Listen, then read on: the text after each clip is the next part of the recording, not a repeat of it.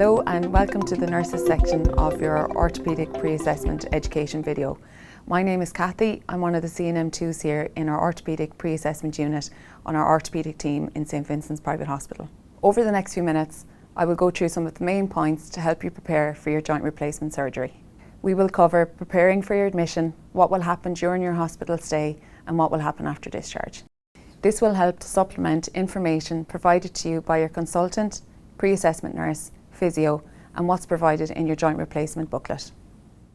Preparing for your surgery.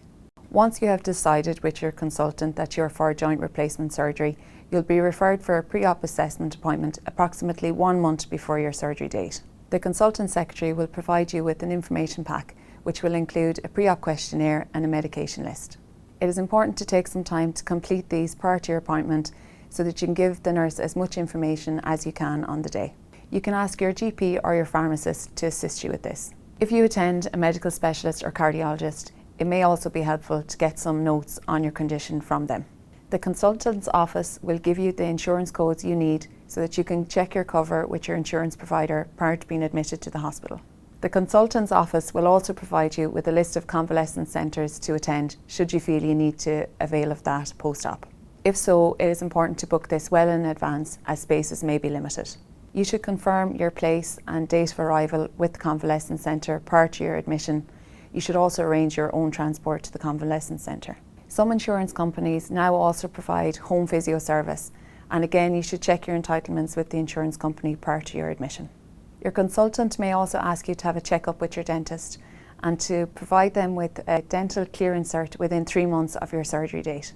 This is to reduce the risk of having a potential oral or dental infection which could travel to your new joint, causing significant problems post-op. Remember, it may be difficult to sit in a dental chair for a couple of weeks post-op, so better to address any potential problems pre-op. You should bring this cert or letter with you to your pre-op appointment.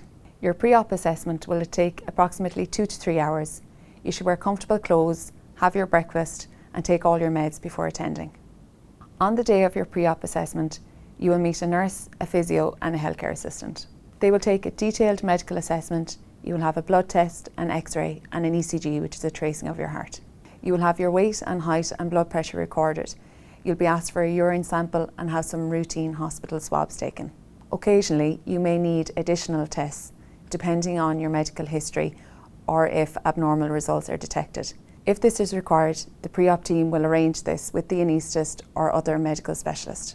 Your surgery may need to be delayed until such time as these issues are resolved or you're past fit for your surgery. You may also be required to stop some of your medications in the run-up to your surgery. If this is the case, the pre-op assessment nurse will advise you accordingly. It is important to be as fit as possible in the lead up to your surgery as it will make your recovery much faster. We would encourage you to continue with some exercise and to eat a healthy, balanced diet, as this will help in the healing process. If you are a smoker, we advise you to give up smoking or at least reduce the amount you smoke per day. Smoking interferes with wound and joint healing and can even impair bone growth. If you do smoke, please inform your pre-op nurse and admitting nurse, as they can provide a nicotine patch if you so wish. If you develop any signs and symptoms of an infection, such as COVID, dental, urinary or chest infections, you will need to let your surgeon know. You should also advise your surgeon if you develop a flare-up of your eczema or psoriasis, develop a rash, an ulcer or a skin sore around your joint area. You should pack your bag for hospital a few days in advance. It is important that you bring your medications with you so that they can be checked by a pharmacist on admission. We advise patients to get dressed into comfortable clothes the day following surgery, so tracksuit bottoms, shorts or loose-fitting clothes are appropriate. Having comfortable footwear such as runners is essential. We do not recommend slippers. You are also advised to bring your glasses, contact lenses, hearing aids and walking aids. If you use sleep apnea machine or any other medical equipment, please bring those also. You should leave any valuables that you do not need at home. You will be required to take off all jewellery prior to surgery. You should prepare your home surroundings by removing or taking away any rugs, mats, cables or wires. These may act as a trip hazard. You should organise your furniture so that you have a clear path to your bedroom, bathroom and sitting room. You should also organise your everyday items such as kitchen utensils and toiletries so that they are within easy reach. All of this will help you feel safe and ready for your surgery. Day of surgery. Unless requested by your consultant, the vast majority of patients will be admitted to theatre on the morning of surgery. At the pre-assessment clinic, you will be given a pack containing some antibacterial soap, which you will need to shower in the night before and the morning of your surgery. You will also get some antibacterial wipes. You can use this antibacterial soap as you would use normal shower gel. You do not need to wash your hair in this. You should try out this soap a few days in advance and monitor for any reactions.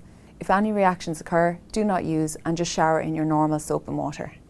After your morning shower, you should dry off with a clean towel and use your antibacterial skin wipes. The pack will contain 2 wipes, one to use on the entire limb, the other to concentrate on the joint. You should avoid shaving other than facial shaving for 2 days prior to the surgery. You should also avoid using any creams, lotions or cosmetics on the leg to be operated on. You should remove any nail varnish or false nails. This is all in an effort to avoid any infections post-op.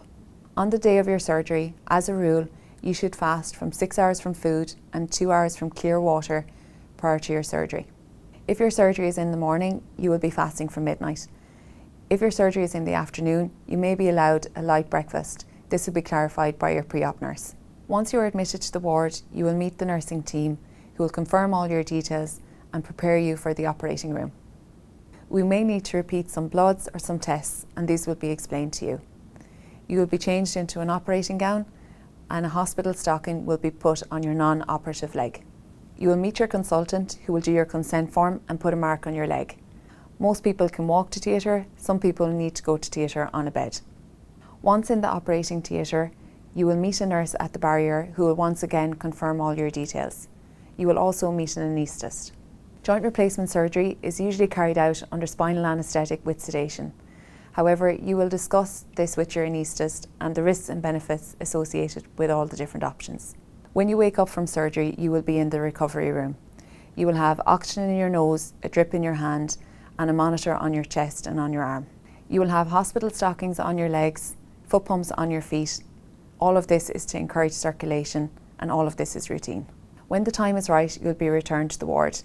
You'll be given some water to drink, later a light meal. When the nurses are happy, your monitors and drips will be removed.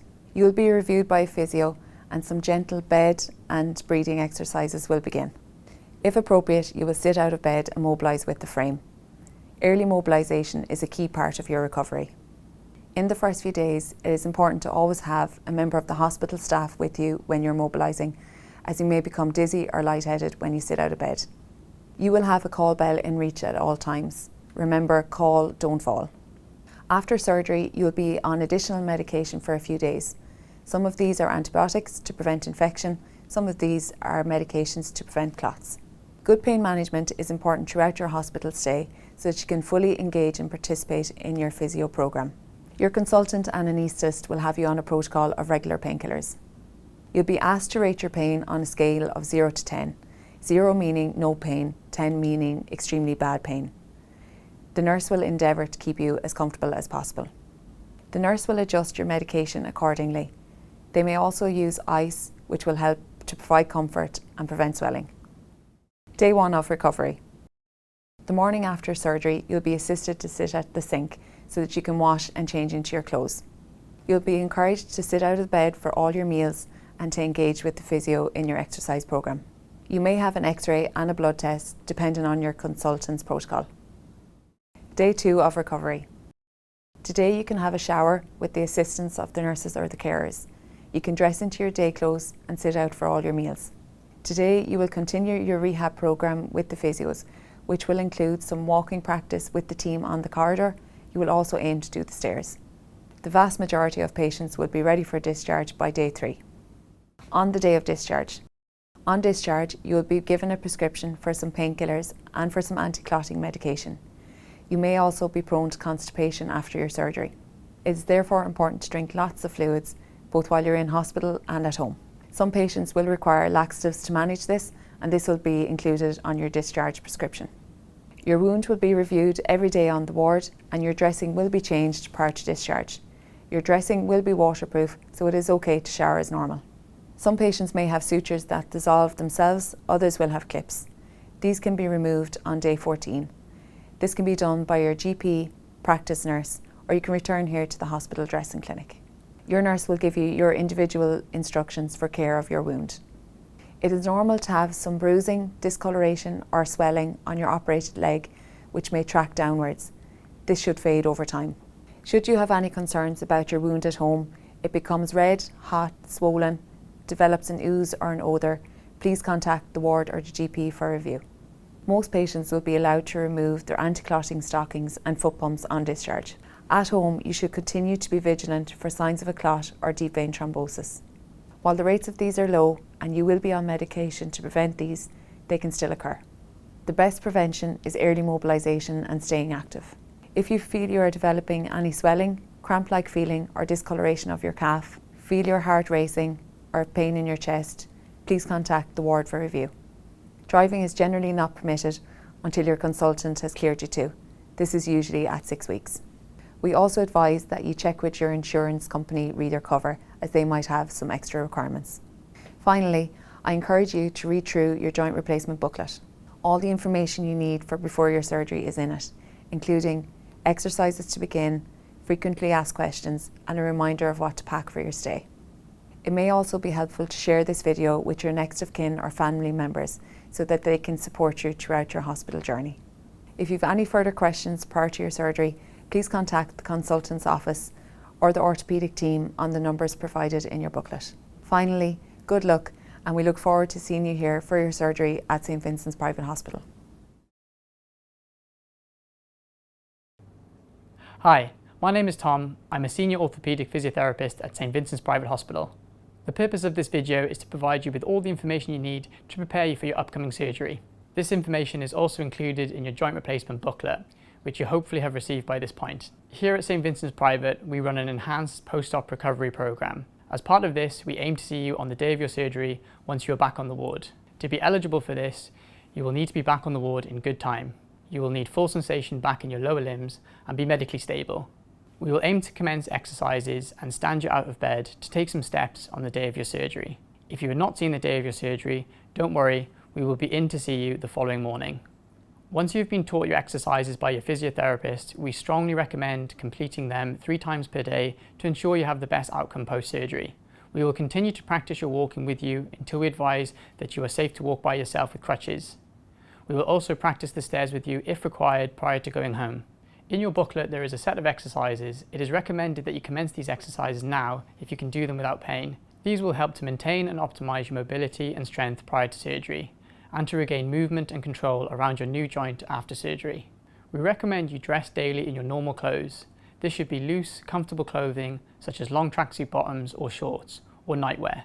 You'll be doing your exercises and walking practice daily. Correct footwear is very important. We recommend shoes that have a low flat heel and they must have a closed back. It is easier to have shoes that can slip into rather than shoes with laces, or you can replace your laces with elastic laces. As you may have temporary swelling in your legs and feet after surgery, we recommend that you don't bring shoes that are tight-fitting, as it may be difficult for you to put tight shoes on. There is a section on general safety advice for your home in your booklet. This gives advice on how to make sure your home is ready and safe for your return. If you live on your own, you may consider arranging for someone to help you at home, or you may consider organising respite and convalescence. It is your responsibility to arrange convalescence if you decide this is best for you. The use of ice for controlling pain and swelling after your surgery is very important. We provide ice on the wards for you to use regularly and recommend you continue its use at home. We recommend you see a chartered physiotherapist in an outpatient setting, 3 weeks after a hip replacement or 2 weeks after a knee replacement. You have some options for this. We run a physiotherapy-led hip and knee class for patients post-surgery within Vincent's Private. We can book you into a class prior to discharge. Some patients may require one-to-one follow-up, and we can facilitate this in St. Vincent's Private Hospital as required. We can also provide you with a referral letter if you wish to attend a physiotherapist local to you. On discharge, we will arrange any bookings for appointments back in St. Vincent's Private, or we will provide you with a referral letter. Please consider these options prior to surgery, and we will speak to you about it during your stay. I hope you have found this video helpful, and please remember to study your joint replacement booklet thoroughly. We look forward to welcoming you here to St. Vincent's Private Hospital. This morning I'm going to be showing you some of the exercises that you can make a start with before your surgery and that you'll be doing after your surgery. When performing the exercises, make sure that you don't do them on the floor, that you do them on a bed or a sofa that has plenty of space for you to perform the exercises. The first exercise is an ankle pump exercise. So with the legs out in front of you, you're going to point the toes down and then back up towards you, and you can repeat that 15 times. This is a circulation exercise, trying to prevent blood clots and DVTs, so it's something you can do regularly throughout the day.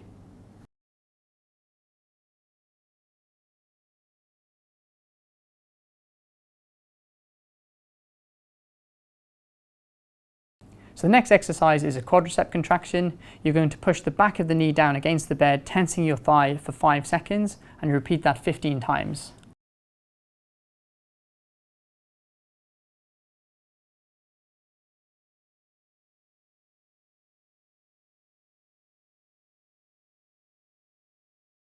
The next exercise is a gluteal contraction. You're going to be squeezing the buttock muscle for 5 seconds and then repeating that 15 times.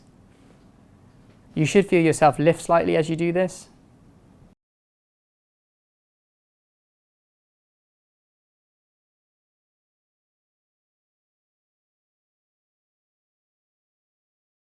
For the next exercise, you may need a foam roller. If you don't have a foam roller, using a towel or a rolled up pillow will be sufficient.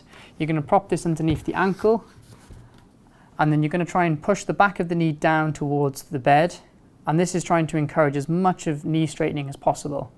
You can hold for 5 seconds, repeat that 15 times.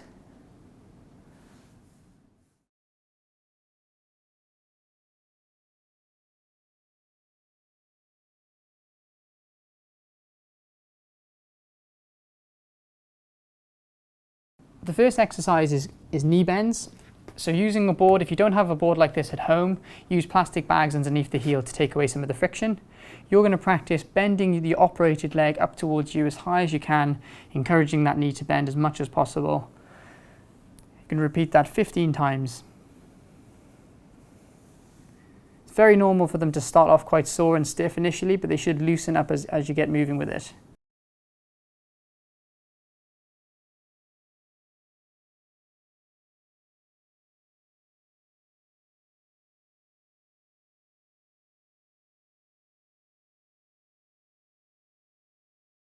The next exercise is a straight leg raise. This is an exercise that strengthens around the muscles above the knee, the thigh muscles. You're going to point the toes up towards you, straighten the knee as much as possible, and then lift the leg off the bed and hold that for 5 seconds and repeat that 15 times. It's very normal for this exercise to be very difficult for the first few days after surgery, but it's crucial that you continue to practice to complete the exercise to work on the strength of the muscles above the knee. For this next exercise, move to a straight back armchair. You can place a towel on the floor, place the operated leg on the towel.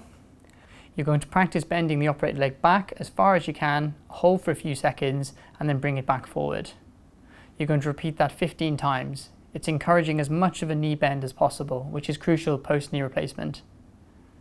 Some people find that it can be useful to use the other leg to assist it back.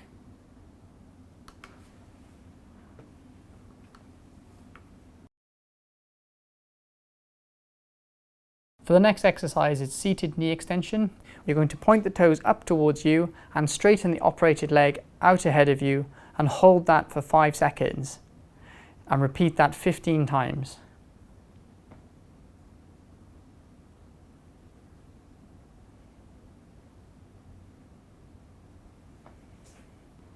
Thank you for watching this video. Remember, you can re-watch this video to guide you through your exercises until you feel comfortable with them. I look forward to working with you through this recovery. From all of us at St Vincent's Private Hospital, we wish you the best of luck with your joint replacement surgery.